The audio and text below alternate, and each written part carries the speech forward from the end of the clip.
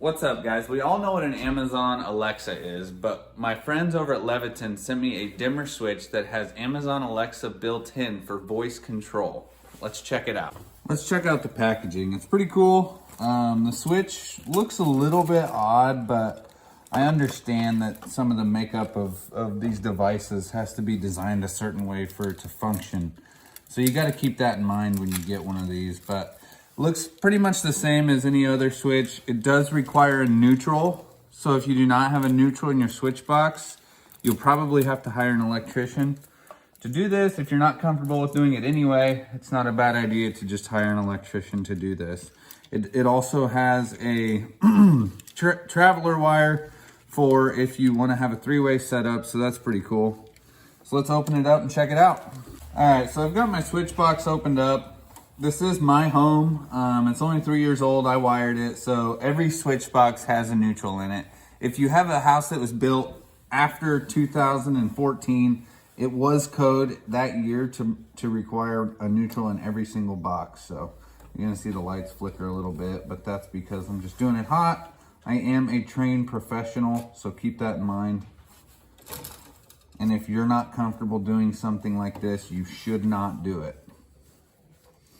So here we've got all the wires taken apart. Now, one thing to remember, this does have a traveler wire in it in case you have a three-way application. Well, I don't have that, so what I'm gonna do is just cut that off and then stick a wire nut on it, because that's still gonna have current going through it depending on how this is switched. So the red wire is the load.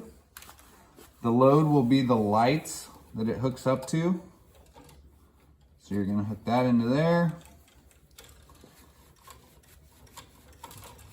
And then I always like to hook up my neutral first.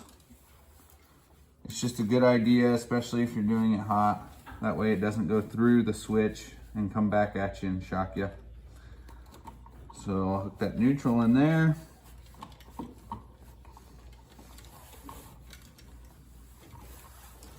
Turn my ground in.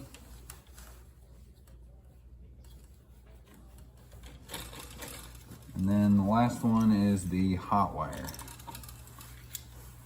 And these aren't very thick. I thought it might be a little bit thicker, but it's actually a little bit thinner than what a GFCI is, so that's pretty handy.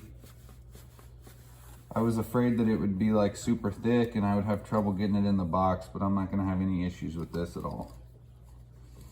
All right, so I've applied power to it. I don't know if anything lights up. It's got a little green flashing light there. I'll have to read the instructions and see what goes on with that.